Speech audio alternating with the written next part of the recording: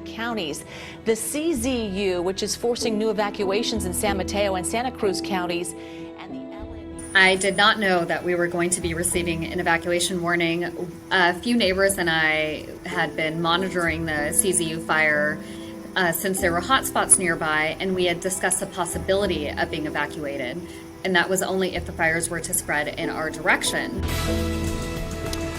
Now at 11, we have breaking news. The Bay Area burning as hundreds of wildfires rage. CAL FIRE warns all of us, be prepared to leave at a moment's notice. The unincorporated portion of Moody Road received our evacuation warning around 7 p.m. on August 23rd. And as I had mentioned, a few of us had already been monitoring the situation for the CZU fires. 22,000 people have been ordered to evacuate. The flames are, there is no containment, 0% contained, and they have consumed at least 20 homes. After receiving the warning, I contacted some of my neighbors, including my landlord, and let them know that we should start planning to pack up our belongings and possibly stay at a friend or family's house until the warning has been lifted. I saved a few checklists, including an evacuation checklist and go back checklist on my phone, and I was able to pull these up and assist 3 of our neighbors with prepping their homes and their go bags.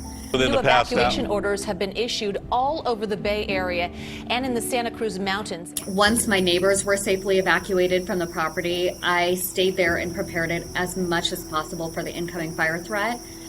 We have a lot of dry brush that's surrounding our homes, so I spent a few hours in the late evening clearing the brush and then saturating all the fuel that was laying around with water. We could have done much more to prepare our property, such as clearing the brush, removing the fuel close to the house, and many other things.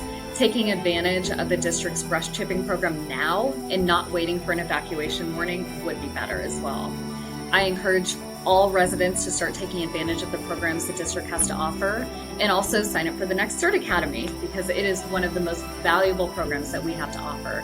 I highly recommend that if you live in an area that may have a high risk of fire, earthquake, or any other disaster situation, to start making a plan for yourself and your family today. Los Altos Hills is an absolutely beautiful place to live. However, we do have a very high fire risk, especially with the drought.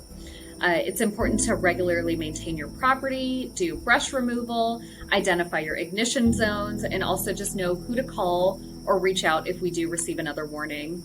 If we end up receiving an actual evacuation order, it's also really important that residents are properly prepared to leave in a timely manner, so that way we can let our first responders do their job.